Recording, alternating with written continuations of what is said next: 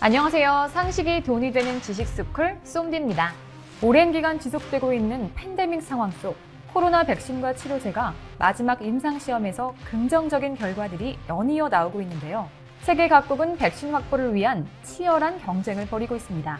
특히 미국 제약회사인 화이자와 모더나의 백신이 임상시험에서 90% 이상의 예방 효과가 나타났다고 알려지면서 여러 국가들은 사용 허가가 나기 전부터 선구매 계약을 맺고 있습니다.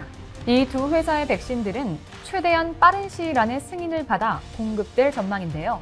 현지 시간으로 지난 18일 로이터 통신과 CNN 방송에 따르면 앨릭스 에이자 미국 보건복지부 장관은 이같이 밝혔습니다. 12월 말까지는 이 두 개 백신 약 4천만의 투여분이 FDA의 승인을 기다리는 채 배포가 가능할 것으로 예상한다. 가장 취약한 미국인 약 2천만 명에게 백신을 접종하기에 충분한 양이라고 설명했죠. 그리고 미국의 최대 우방국이라 불리는 영국은 미국에서 백신 승인이 나기도 전부터 화이자 백신에 대한 긴급 사용 승인을 먼저 시도할 예정이라고 하는데요. 특히나 미국과 영국은 코로나 사태로 인한 상황이 너무 안 좋기 때문에 이렇게나 급하게 백신을 확보하고 있습니다. 이 두 국가 외에도 전 세계 많은 나라에서 화이자와 모더나의 백신을 구하기 위해 경쟁을 하고 있는데요.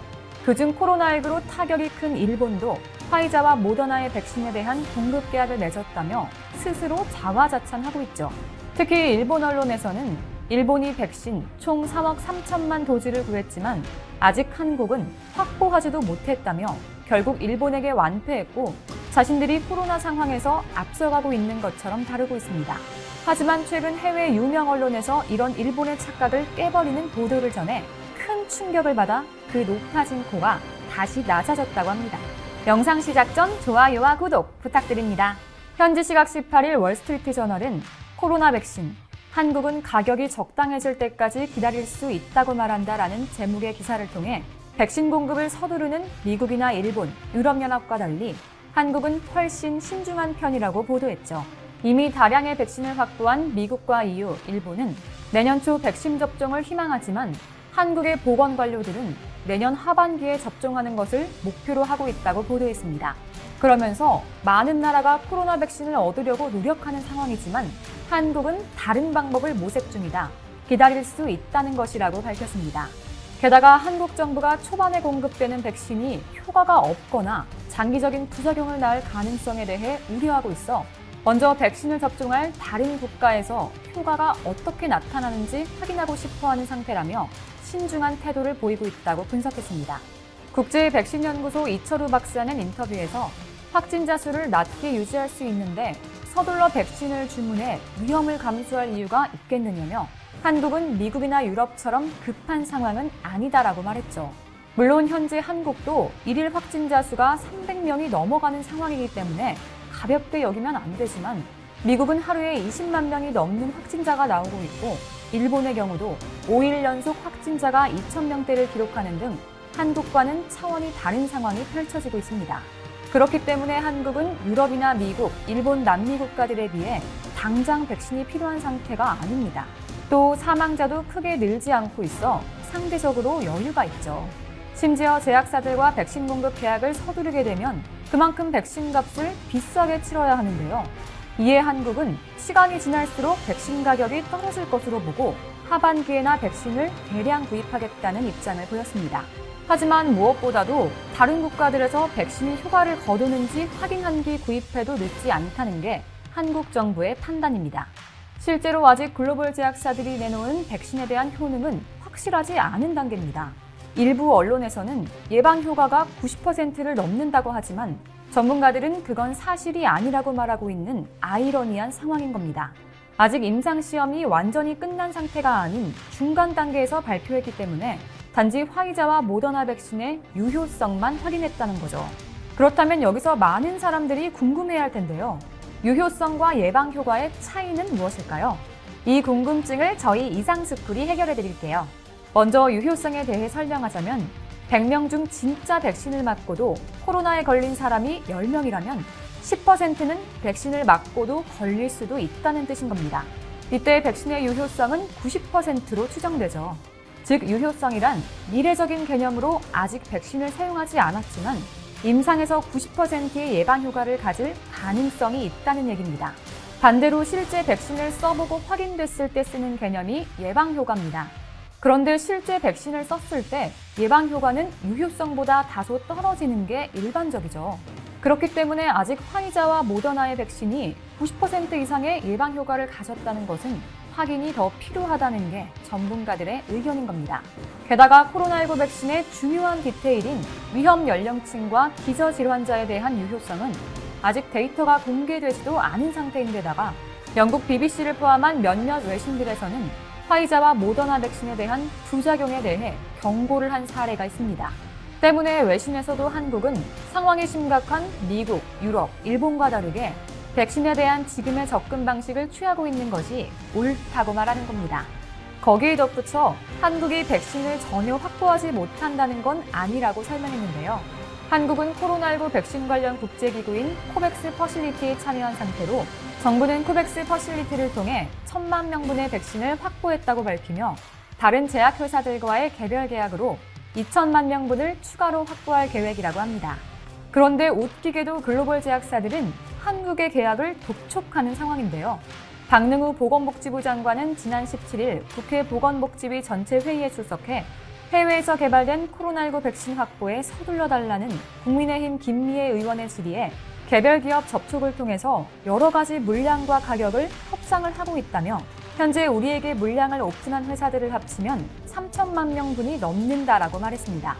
또 최근 청문회에서도 한국은 합리적인 가격의 백신을 얻기 위해 협상을 서두르지 않고 있다고 말하면서 화이자와 모더나가 한국에 연락을 해 신속하게 계약을 체결할 것을 촉구했다. 예상과 달리 오히려 제약회사들이 우리와 계약을 서두르고 있다고 밝혔습니다. 실제로 전문가들은 K방역을 통해 전 세계의 극찬을 받은 한국에서 어떤 백신이 사용되는지는 매우 중요하다고 전했습니다. 왜냐하면 모든 나라가 긴급하게 백신을 구하고 있는 와중에 철저하게 검증된 백신을 사용하겠다는 나라가 현재는 한국이 거의 유일하기 때문이죠. 그리고 이번 팬데믹 사태를 통해 한국에 대한 신뢰도가 급상승하면서 한국이 사용하는 백신은 그 자체로 신뢰도가 높아져 엄청난 홍보 효과를 누릴 수 있다는 겁니다. 즉, 한국 하면 신뢰가 된 거죠. 심지어 한국의 SK바이오사이언스는 아스트라제네카와 노바백스의 백신 위탁 생산을 맡았기 때문에 글로벌 제약사들이 먼저 한국을 찾아오는 영향도 있는 것으로 파악됩니다. 무엇보다 일반적으로 백신을 생산하는 국가는 일정 물량을 공급받는 관행이 있어 한국의 경우 자체적으로 안정적인 백신 물량을 생산해 공급받을 수 있다는 겁니다. 한마디로 다급하게 입도 선매를 한 일본과는 다르게 한국은 믿는 구석이 있다는 거죠.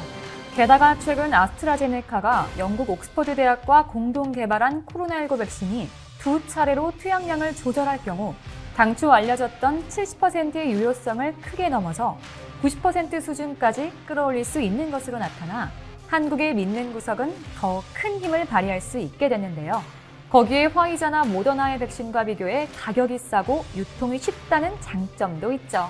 결국 이번엔 한국을 뛰어넘었겠지 하며 기대를 했던 일본이지만 막상 뚜껑을 열어보니 한국의 상황과 판단이 자신들이 감히 할 수 없던 것이기에 충격에 빠질 수밖에 없었던 겁니다. 게다가 한국은 백신에만 머물지 않고 다른 것에도 집중하고 있는데요. 과연 그게 뭘까요? 이미 코로나에 걸린 사람에게 백신은 아무런 효과가 없습니다. 때문에 백신의 개발도 중요하지만 반드시 치료제가 필요하죠. 일례로 지난 2009년 신종플루가 유행했을 당시 백신이 나왔음에도 신종플루에 걸리고 사망하는 사람은 막지 못했었습니다. 결국 치료제인 타미플루가 나온 이후에야 종식이 됐죠. 이런 이유로 전문가들은 진정한 코로나의 종식을 앞당기기 위해서는 백신뿐만 아니라 치료제 개발 역시 필수라고 얘기하고 있습니다. 그리고 자랑스럽게도 한국은 치료제 개발에서 바이오 강국이라 불리는 미국, 영국과 어깨를 나란히 하며 많은 나라들보다 앞서 나가고 있습니다. 특히 한국의 셀트리온이 만들고 있는 항체 치료제는 전 세계에 주목을 받고 있죠. 벌써 해외 다수의 국가에서는 셀트리온의 치료제를 얼마나 공급받을 수 있을지 문의가 쇄도하고 있습니다. 한편 국내 바이오 산업의 양대 산맥인 삼성바이오로직스는 지난 5월 미국 일라이릴리와 코로나19 항체 치료제 장기 위탁 생산 계약을 맺고 이에 따라 물량을 생산 중이라고 밝혔는데요. 미국 FDA가 승인한 코로나19 치료제를 국내에서 대량으로 생산한다는 겁니다. 이렇게 이제 한국은 전 세계 국가들이 신뢰할 수밖에 없는 바이오 강국이 되고 있습니다. 현재 한국도 연일 300명이 넘는 확진자가 나오고 있지만 여전히 의료진부터 전문가, 담당 공무원 등 많은 사람들이 노력해 확진자 순위는 전 세계 92위로 내려왔고 코로나와의 싸움에서 잘 방어하고 있는 걸 증명했습니다. 이에 반해 일본은 코로나 대처에 있어 앞서 나간다며 자화자찬하다 결국 5일 연속 하루 확진자 2,000명을 넘기며 최악의 상황으로 몰락해버렸습니다. 코로나로 인해 전 세계가 힘든 시간을 보내고 있습니다. 이때 한국은 이 상황을 극복하고 더 나아가 전 세계를 위해 공헌하는 나라가 될 겁니다. 이와 관련된 여러분의 다양한 의견 댓글로 남겨주시면 감사하겠습니다. 혹시 주식하시나요? 우리의 주식이 밥 먹듯 올라 지금 다운하면 현금처럼 쓸 수 있는 10만 원을 드립니다. 투자 성향에 맞춰 추천되는 마스터 종목. 중국은 최근 한국에 여러 가지 참견을 하고 있습니다. 그것은 크게 두 가지 양상으로 이루어지고 있는데요. 첫 번째는 동북공정이 변형된 모습으로 한국의 문화는 모두 중국의 것이라고 주장하는 것인데 최근 불거진 한복은 중국 것이라는 문제부터 해서 한국어도 중국의 사투리에 불과하다는 주장까지 한국은 결국에는 중국의 속국이라고 주장하면서 대대적인 중국화 작업을 벌이고 있는 상황입니다. 한복의 경우에는 중국의 드라마에서 명나라의 의상으로 공식 등장하고 각종 예능에도 나오고 있습니다. 한국인들은 이러한 중국의 마구잡이식 방송 인해 전술에 당혹감을 감추지 못합니다. 두 번째로는 중국 엔터테인먼트 회사들이 특히나 한국의 그룹들이 잘 나가기 때문에 그를 시샘하며 한국의 BTS나 블랙핑크 같은 세계적인 그룹의 일거수일투족을 감시하며 모함을 하는 것입니다. 최근 블랙핑크는 팬더를 맨손으로 만졌다는 이유로 많은 중국인들이 한국은 바이러스 위생관념이 없다는 등 강력한 주문을 하자 에버랜드는 관련 영상을 올리지 않으며 중국의 거센 항의를 어쩔 수 없이 받아들이는 모습입니다.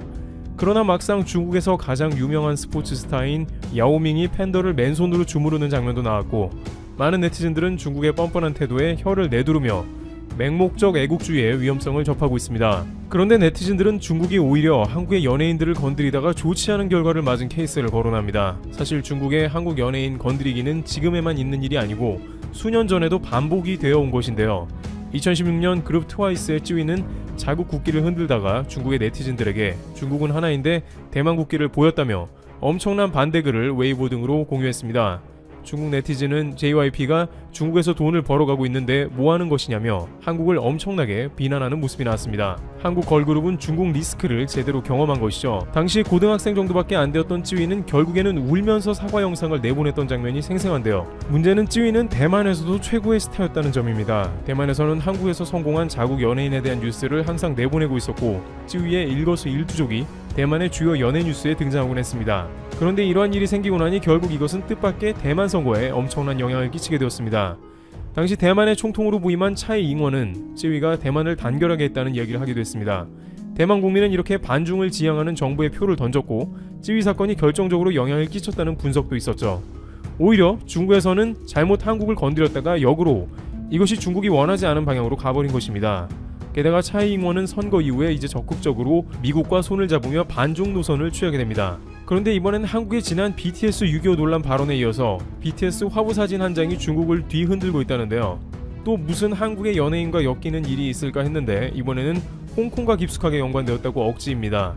특히 이것이 앞서 거론된 차이 잉원이 2020년의 재선에 압도적으로 성공한 이유와도 같다는데요. 차이 잉원은 2020년 선거에서 재선이 불투명했습니다.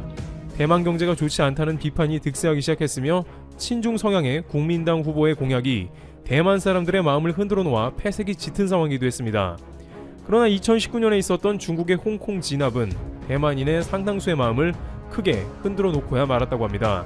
많은 대만 사람들은 아무리 경제가 어렵다고 하더라도 중국과 합쳐지는 것보다는 낫다는 생각을 했습니다. 홍콩 뉴스는 전 세계에 송출되었고 많은 홍콩인들은 중국을 떠나 대만으로 탈출하기도 했습니다. 대만은 이것이 남 이야기가 아니고 자신들의 스토리가 충분히 될 수 있다고 판단한 것 같습니다.